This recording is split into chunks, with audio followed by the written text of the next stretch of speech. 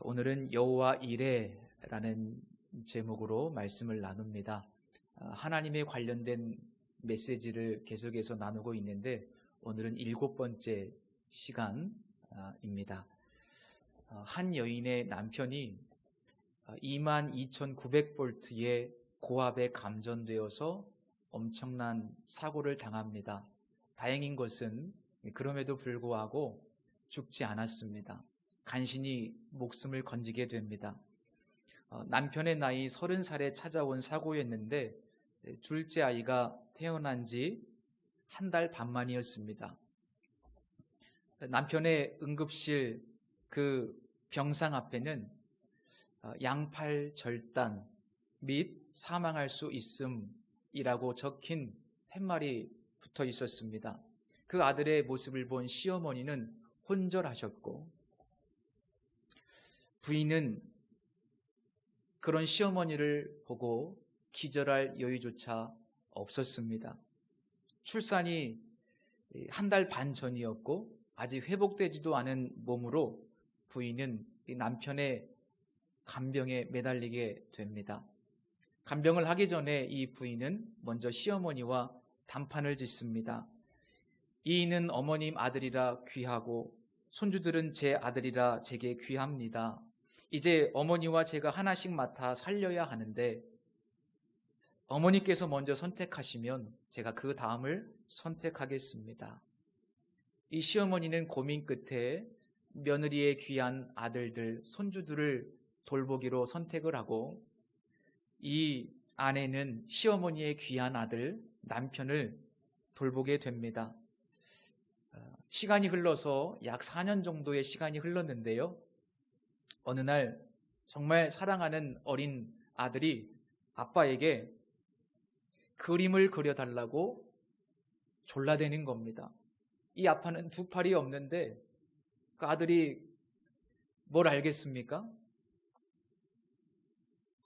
그림을 그려달라고 졸라대는데 얼마나 마음이 아프겠습니까? 참 기가 막힐 노릇이죠. 그런데 어쨌든 우여곡절 끝에 그런 과정을 지나서 이 아빠는 화가의 길로 접어들게 됩니다.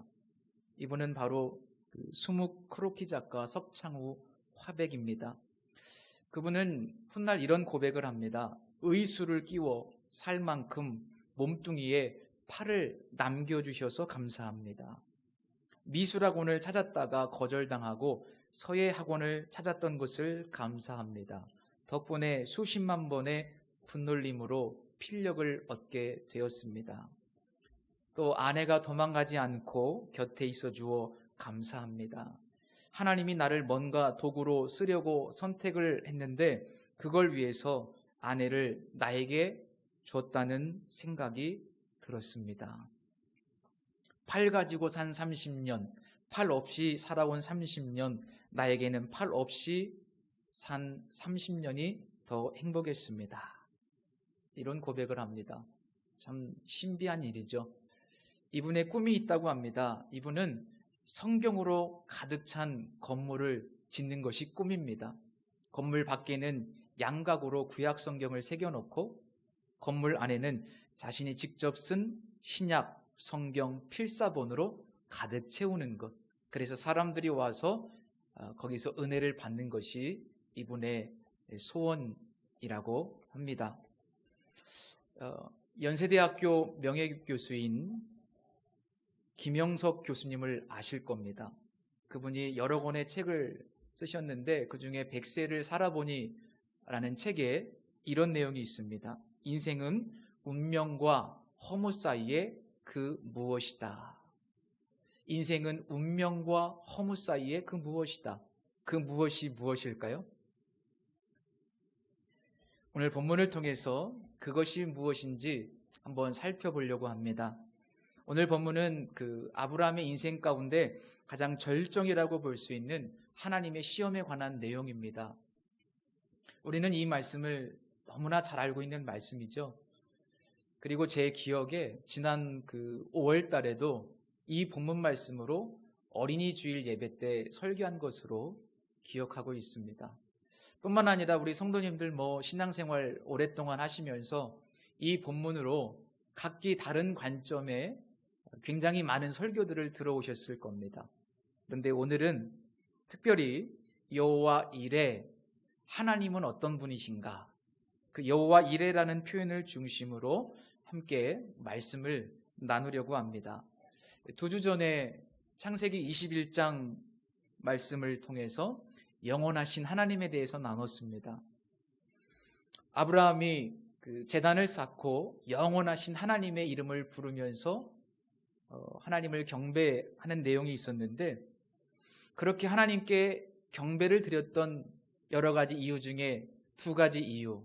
첫 번째는 하나님이 약속하신 아들, 사례를 통해서 아들을 주신다는 약속이 21장에 성취되었고, 또 땅을 주시겠다는 약속이 브엘세바의 언약을 통해서 완전하진 않지만 일부분 성취되었기 때문에 그 과정을 통해서 하나님의 놀라운 은혜를 깨닫고 영원하신 하나님을 찬양하며 예배했다고 말씀을 드렸습니다.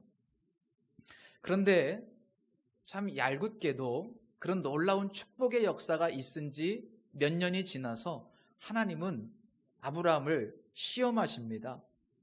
하나님의 요구는 이런 내용이었죠. 모리아 땅으로 가서 내 아들, 내 사랑하는 독자 이삭을 번제로 드려라. 자, 21장의 내용과 한번 연결시켜서 생각을 해보면 이 시험은 여러 가지 목적과 의미가 있습니다만 그 중에 한 가지는 하나님이 주신 모든 축복이 사라질지라도 약속하신 것을 하나님께서 취소할지라도 여전히 하나님을 사랑하고 신뢰할 수 있을까? 그런 시험으로 보입니다. 우리가 믿는 하나님이 나의 믿음과 헌신에 대해서 아무것도 보답하지 않을지라도 하나님을 여전히 믿고 따를 수 있는가? 좀 다른 표현으로 바꿔보면 정말 예수님 한 분만으로 내가 구원받은 그 은혜로 충분한가? 하나님은 나의 믿음의 대가로 아무것도 주지 않으실 수 있습니다. 주지 않으실 뿐만 아니라 주셨다가도 다시 다 거두어 가실 수도 있습니다. 우리 안에는 보상 심리가 있습니다.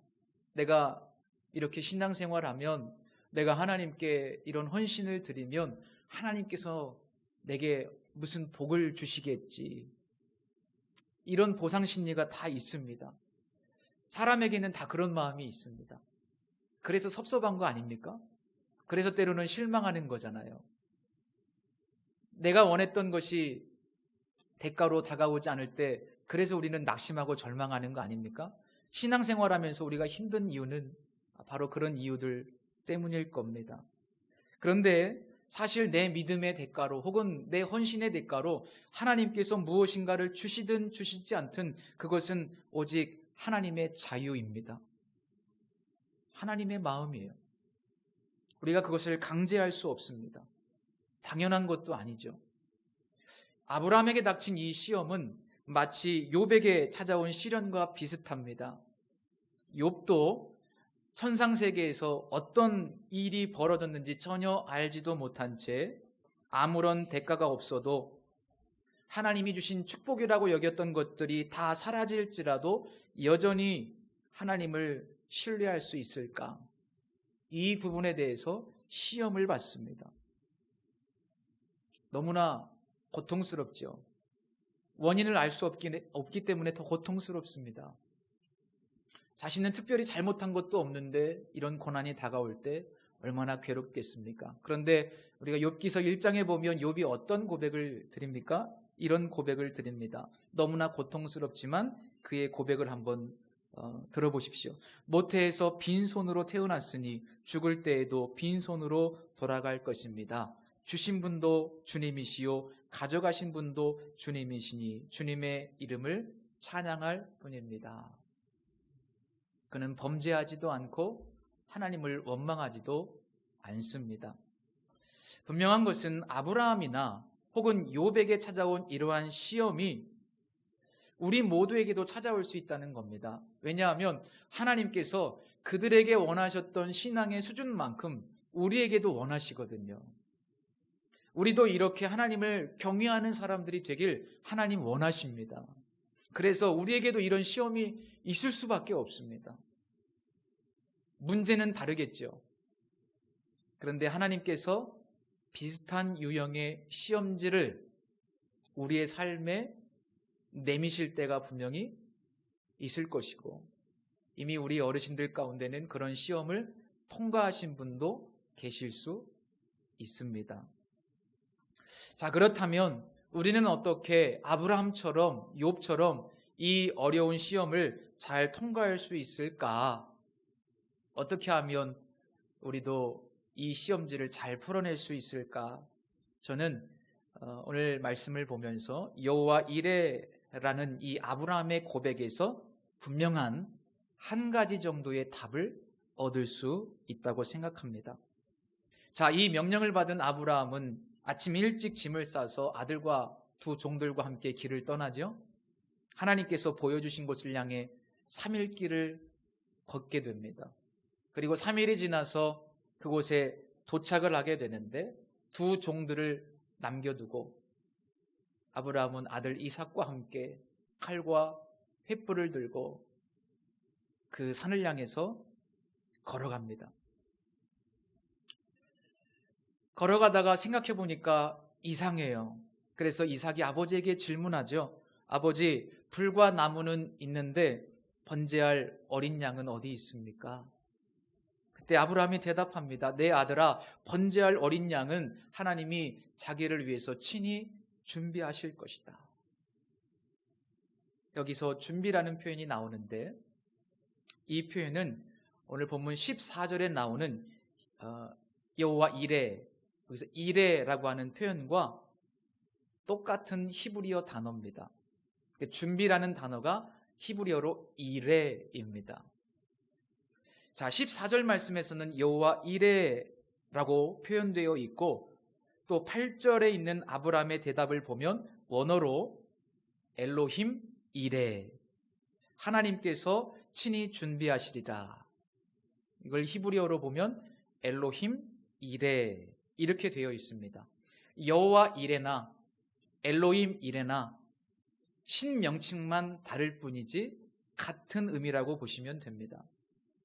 그러니까 아브라함은 이미 이 순간에 엘로힘 이레의 믿음을 가지고 있었던 것이고 하나님께서는 그 아브라함의 믿음대로 여호와 이레 이렇게 응답하신 것을 볼 수 있습니다.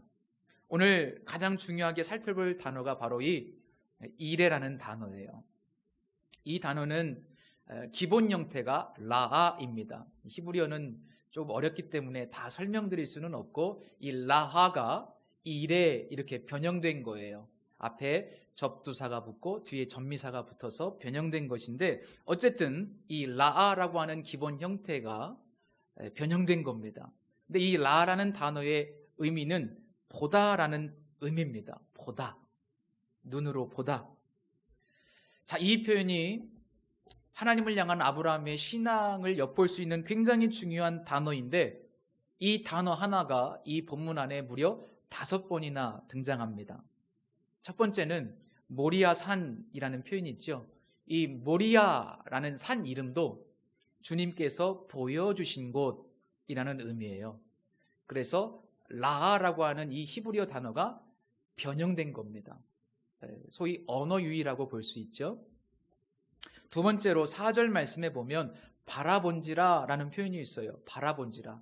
이것은 이 단어가 기본 형태로 쓰인 겁니다. 바라본지라. 세 번째로 우리가 방금 살펴본 8절 말씀, 이 준비라는 단어가 바로 이 보다라는 라라는 단어이고요. 네 번째로는 13절입니다. 눈을 들어 살펴본즉, 여기서 살펴보다 이 표현 속에 또 한 번 이 라라는 단어가 쓰이고 마지막으로는 여호와 이레, 이 이레라는 단어가 바로 라라는 단어의 변형입니다. 총 5번이 쓰였어요. 그러니까 이 단어가 굉장히 중요한 단어인데 숨겨져 있습니다.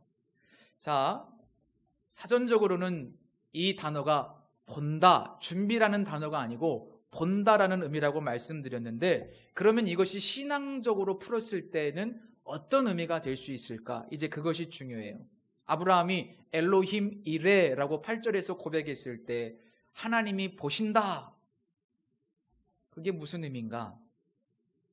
자, 이 단어를 우리가 본문에 번역된 이 준비라는 익숙한 번역으로 읽으면 하나님께서 이미 이삭을 대신해서 순양을 준비하실 것이다 라고 아브라함이 믿었다고 해석해 볼 수 있습니다. 그런데 과연 그럴까? 아브라함은 처음부터 하나님이 순양을 준비하실 거라고 믿고 있었을까요? 아니죠. 그런 뉘앙스 아닙니다. 오늘 본문을 보면 아브라함이 이삭을 결박해서 제단에 올려놓고 하나님의 사자가 부르실 것을 알고 그때까지 멈추고 기다리지 않았어요. 그죠? 아브라함은 이삭을 진짜로 죽이려고 그랬어요.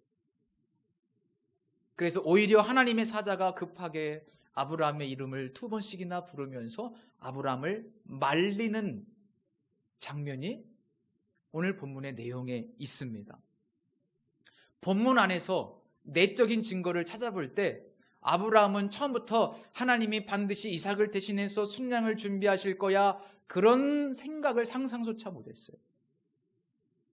그리고 본문 외에도 대표적으로 히브리서 11장 19절 말씀 보면 이런 말씀이 있지 않습니까? 그가 하나님이 능히 이삭을 죽은 자 가운데서 다시 살리실 줄로 생각한지라. 아브라함은 어떻게 생각했다고요? 내가 이삭을 번제로 드리면, 죽이면 하나님이 그를 다시 살려주실 거야, 이렇게 생각했다고 성경에 기록되어 있습니다.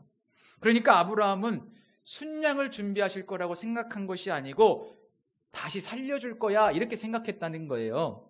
그러니까 아브라함의 생각과 하나님의 생각은 일치하지 않았습니다. 그러나 아브라함의 신앙, 생각은 달랐지만 신앙적으로는 일치했어요. 아브라함의 신앙은 뭐냐면 엘로힘 이레, 하나님이 보고 계시다. 그런데 그 신앙에 대한 하나님의 응답은 여호와 이레, 여호와께서 보셨다. 생각은 서로 달랐지만 신앙은 일치했습니다. 이해가 되시나요? 생각은 달랐어요. 방법은 달랐습니다. 그러나 아브라함의 신앙은 응답이 된 거예요. 자, 그렇다면 8절에 엘로힘 이레, 이 표현이 양을 준비하실 거라는 믿음이 아니라 조금 더 해석을 좀 잘 해보면 이런 의미가 될 수 있을 겁니다. 하나님께서 어떤 좋은 계획을 가지고 계실 것이다. 하나님께서 어떤 좋은 계획을 가지고 계실 것이다. 이러한 아브라함의 신앙 고백으로 해석할 수 있다는 거예요. 자, 그러면 이 보다라는 라하라는 단어의 의미를 조금 더 기본적인 의미에 충실해서 8절 말씀을 다시 한번 읽어볼게요. 하나님께서 자기를 위하여 친히 보실 것이다. 14절 여호와 이레도 바꿔볼게요. 여호와께서 보셨다.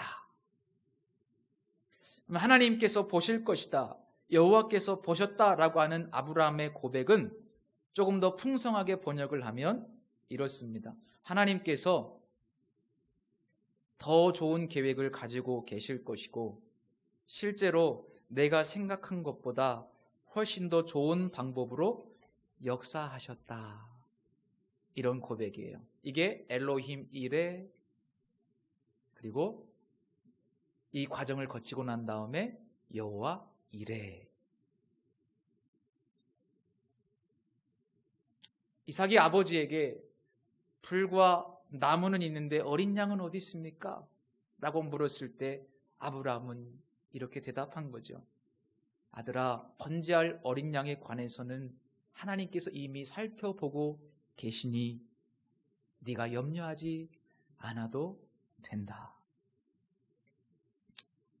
결국 정리를 해보면 비록 아브라함의 생각과 하나님의 응답은 달랐지만 하나님의 영원하신 목적을 위해서, 이 자녀를 위해서 가장 좋은 방향으로 섭리하실 것이라는 믿음에, 그 아브라함의 믿음에 하나님께서 가장 좋은 것으로 섭리하셨다는 의미가 됩니다. 그래서 여호와 이레의 하나님은 준비하시는 하나님이시기도 하지만 좀 더 넓은 관점으로 해석해 보면 섭리하시는 하나님이라고 해석할 수 있습니다.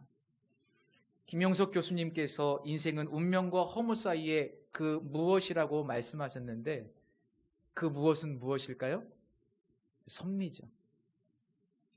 인생은 운명도 아니고요, 인생은 우연도 아닙니다. 섭리입니다. 만약 인생이 운명이라면, 만약 인생이 우연이라면 둘 다 허무입니다. 허무주의로 끝나요.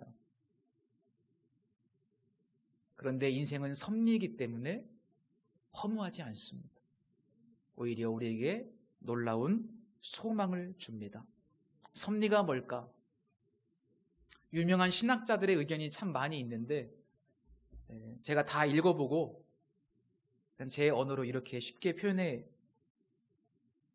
보려고 합니다. 섭리라고 하는 것은 전지전능하신 하나님이 당신의 영원하신 목적과 계획을 위해서 의지적으로 일하시고 성취하시는 모든 일, 이렇게 정의를 제가 나름대로 내려봤습니다. 본문을 보면 하나님의 섭리는 크게 두 방향으로 진행이 돼요. 하나는 하나님께서 한 사람을 부르시는 것으로 시작됩니다. 사랑하는 우리 성도님들, 하나님께서 우리의 삶에 섭리하신 거예요. 우리를 불러주신 것, 우리 개인을 향한 방향으로 하나님께서 섭리하신 거예요. 그래서 한 사람을 부르십니다. 근데 부르시고 끝내는 것이 아니라 부르신 사람을 여호와 하나님을 경외하는 신앙으로 세워가시는 거예요. 오늘 본문 말씀에 보면 이제 네가 정말로 나를 경외하는 줄 알겠다. 그 믿음이 없었던 아브라함을 부르셔서 하나님을 경외하는 신앙으로 세워가듯이 우리의 인생도 마찬가지라는 겁니다. 그래서 하나님의 섭리는 이렇게 개인적인 측면이 있어요. 사도 바울이 이런 이야기를 했습니다. 로마서 8장이죠. 우리가 알거니와 하나님을 사랑하는 자, 곧 그 뜻대로 부르심을 입은 자들에게는 모든 것이 합력하여 선을 이루느니라. 또 미리 정하신 그들을 또한 부르시고 부르신 그들을 또한 의롭다 하시고 의롭다 하신 그들을 또한 영화롭게 하셨느니라. 이게 교회를 향한 말씀도 되지만 우리 한 사람 한 사람 개인적인 측면도 있죠. 하나님의 섭리는 바로 우리 한 사람 한 사람을 향하고 있습니다. 그런데 또 놀라운 사실은 우리 한 사람 한 사람뿐만 아니라 하나님의 섭리는 우주적인 차원도 있어요. 역사적인 차원도 있습니다. 그래서 하나님의 영원하신 목적인 이 땅의 모든 피조물의 회복, 다시 하나님의 통치가 이 땅에 회복되는 소위 하나님의 나라, 그 하나님의 구원 역사의 완성을 위해서 하나님은 지금도 역사하고 계시죠. 그래서 마치 이삭을 대신할 순양을 준비하신 것처럼 우리의 죄악과 허물을 대신할 예수 그리스도를 준비하셨고, 그분이 이 땅에 올 수 있도록 수많은 인간의 죄악과 실패와 신실하지 않음에도 불구하고 또 사탄의 방해에도 불구하고 예수님께서 이 땅에 태어나게 하시고, 마치 사탄이 승리한 것처럼 보이지만 예수님께서 십자가에서 승리하게 하시고 또 성령을 보내주셔서 여전히 하나님은 지금도 실패하지 않으시고 하나님의 통치를 이 땅에 이루어가고 계십니다. 이렇게 하나님의 섭리는 두 방향으로 진행이 돼요. 오늘 우리 교회가, 우리 한 사람 한 사람이 이 놀라운 하나님의 은총, 하나님의 섭리 아래 있다는 사실, 그것이 얼마나 우리에게 큰 은혜입니까? 하나님은 섭리의 하나님이시고 하나님은 영원하신 목적을 완성해 가시고 우리 개인의 삶에 여전히 섭리하고 계신데, 우리가 이 섭리하시는 하나님에 관련해서 반드시 한 가지 기억해야 될 아주 중요한 내용이 있습니다. 이 사실을 꼭 기억하십시오. 그것은 바로 하나님께서 내 생각보다 훨씬 더 좋은 방향으로 섭리하신다는 겁니다. 이것이 굉장히 중요한 믿음입니다. 자, 거듭 말씀드리지만 이 본문에 보면 아브라함은 처음부터 하나님이 순양을 뒤쪽에 숨겨놓으셨어 이렇게 믿지 않았습니다. 그런 생각을 못했어요. 믿음이 없었다기보다는 아브라함은 다른 생각을 가지고 있었어요. 하나님은 순양을 준비해 놓으셨어요. 이것이 우리의 생각과 하나님의 생각과 계획이 다르다는 것을 말씀하고 있습니다. 마치 이사야 55장에 기록된 말씀처럼 내 생각은 너의 생각과 다르다. 근데 내 생각은 하늘이 높은 것 같이 더 높다. 그런 말씀이 있지 않습니까? 그래서 저는 이렇게 결론을 내리고 싶어요. 하나님의 섭리가 언제나 더 좋고 옳습니다. 하나님의 섭리가 언제나 더 좋고 옳습니다. 우리는 이 사실을 분명히 믿어야 돼요. 때로는 우리의 삶에 고난이 찾아와요. 내 실수로 인해서 고난을 당할 수도 있습니다. 내 죄 때문에 아픔을 당할 수도 있습니다. 그러나 하나님은 그러한 나의 삶에도 최선의 선을 이루어 주십니다. 그래서 하나님을 원망할 게 아니에요. 언제나 하나님은 더 옳고 좋습니다. 그래서 이렇게 말씀드리고 싶어요. 우리에게 가장 좋은 것은 아직 오지 않았어요. 가장 좋은 것은 아직 오지 않았어요. 우리 성도님들이 저 천국을 어떻게 이해하실지 모르겠지만 우리가 상상할 수 없는 세계가 펼쳐질 겁니다. 그래서 예수 그리스도 안에 있는 우리 모두는 사도 바울의 고백을 마음에 품고 일평생 살아가야만 합니다. 기록된 바 하나님이 자기를 사랑하는 자들을 위하여 예비하신 모든 것은 눈으로 보지 못하고 귀로 듣지 못하고 사람의 마음으로 생각지도 못하였다함과 같으니라. 저는 이 말씀을 늘 암송하면서 제 자신에게 말씀합니다. 하나님이 너를 위해서 예비하신 것은 눈으로 보지 못하고 귀로 듣지 못하고 사람의 마음으로 생각지도 못한 것을 너에게 예비하셨다. 언젠가 당신은 하나님을 오해하고 있습니다 라는 책을 읽었습니다. 지금은 저 천국에 계신 고 유석경 전도사님이 쓰신 책인데 이분은 직장 생활을 하다가 조금 늦게 40세가 거의 가까이 되어서 신학을 공부하게 됐어요. 그런데 안타깝게도 신학 공부를 거의 마칠 때쯤에 직장암 말기라는 사형 선고를 받게 됩니다. 의사의 이야기를 듣고 이분은 수술을 포기해요. 왜냐하면 수술을 해도 1년 남짓밖에 살 수 없다고 그렇게 이야기를 들었기 때문입니다. 그래서 이 전도사님은 수술을 포기하고 어차피 1년밖에 살지 못한다는데 이렇게 기도를 드립니다. 하나님, 어차피 제가 얼마 살지 못한다면 그동안 복음을 전하다가 죽겠습니다. 그렇게 기도를 드리고 이분은 기회가 될 때마다 거리에서 혹은 전철 안에서 복음을 전합니다.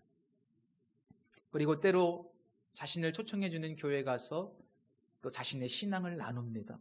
근데 뭐 책의 내용을 다 말씀드릴 수는 없지만 하나님께서 놀라운 방식으로 정말 신비한 하나님의 섭리로 이분의 그 뜨거운 기도와 믿음을 통해서 복음의 역사를 펼쳐갑니다. 평생 8, 90년 살면서 복음을 전하지 못하는 경우도 있잖아요. 그런데 이분은 짧은 인생을 살았지만 하나님이 이분을 통해서 많은 사람들에게 복음을 전하게 하시고 많은 사람들이 예수님께로 돌아오는 놀라운 역사가 일어납니다. 그런데 그렇다고 해서 고통이 없었느냐? 그렇지 않습니다. 매일 창자가 끊어지는 듯한 고통, 마치 창끝으로 창자를 찌르는 듯한 그런 극심한 고통을 겪어요. 잠도 제대로 자지 못하고 때로는 피를 쏟아내면서 그렇게 고통스럽게 남은 삶을 살았습니다. 그렇게 고통스러우면서도 또 하나님께서 1년밖에 살지 못한다고 했는데 그렇게 복음을 전하는 인생을 사는데 약 3년 정도를 살아요. 이 책에 이런 놀라운 고백이 있습니다. 저는 이 고백이 어떻게 이런 믿음을 가질 수 있을까? 그런 생각이 들 정도로 굉장히 충격적이었습니다. 나는 하나님을 원망해 본 적이 단 한 번도 없다. 내가 왜 암에 걸렸는지 묻지도 않았다. 왜냐하면 나는 하나님을 이해하려고 하지 않기 때문이다. 이해할 수 있다면 하나님은 이미 신이 아니다. 나는 하나님을 이해하려고 하지 않고 그저 신뢰한다. 어떤 원인 때문이든 하나님이 허락하신 거라면 그것이 내게 가장 좋은 것이라고 믿는다. 하나님은 그분을 통해서 세상 사람들에게 많은 메시지를 주셨어요. 비록 단명했지만 그러나 그 누구보다도 하나님께서 이분을 쓰셨고 이분을 통해서 하나님이 일하셨고 무엇보다도 섭리하시는 가장 좋은 것을 주시는 하나님에 대한 귀한 메시지를 우리에게 주셨어요. 아브라함은 하나님을 이 순간 오해하지 않았습니다. 하나님 너무 나쁘신 분 아니야? 줬다가 뺏어가? 그렇게 원망하거나 오해하지 않았어요. 이 전도사님도 하나님 원망하지 않고 하나님 오해하지 않았어요. 성도 여러분, 하나님 오해하지 마십시오. 하나님께서 우리에게 무엇을 달라고 하실 때 그것은 우리를 축복하시기 위함입니다. 하나님 좋으신 분이세요. 서두에 수묵크로키 작가 석창호 화백에 대해서 말씀드렸는데 그분은 그렇게 긴 인생의 고난을 통과하고요. 하나님의 놀라운 섭리의 은혜를 경험하고요. 그의 인생에 늘 하나님께 감사의 고백을 드리고 하나님을 찬양하는 삶을 산다고 합니다. 이게 중요합니다. 섭리를 믿는다면, 나에게 가장 좋은 것을 주시는 하나님을 믿는다면 우리는 어떤 삶을 살게 될까? 종교개혁자 칼뱅이 기독교 강요회라는 유명한 책에서 아주 짧게 섭리 하나님을 믿는다면 이렇게 될 수 있다고 서술한 내용이 있어요. 우리가 이와 같은 섭리의 지식을 갖게 될 때, 번영할 때에는 감사의 마음을, 역경 속에서는 인내를, 미래에 대한 우려에서는 놀라운 자유를 얻게 된다. 기도하겠습니다. 엘로힘 이레의 아브라함의 믿음을 여호와 이레로 응답하신 하나님, 우리가 일평생 살면서 내 생각과 다른 방향으로 우리 인생이 전개될지라도 가장 좋은 것으로 하나님 보시기에 가장 최선으로 인도하실 하나님을 찬양합니다. 이 분명한 믿음을 우리에게 주셔서 낙심에서 회복되게 하시고 절망에서 소망하게 하시고 우울에서 기쁨으로 바뀔 수 있는 은혜를 우리에게 주옵소서. 예수 그리스도 안에서 놀라운 자유를 허락하신 주님을 찬양하며 예수 그리스도의 이름으로 기도드립니다. 아멘.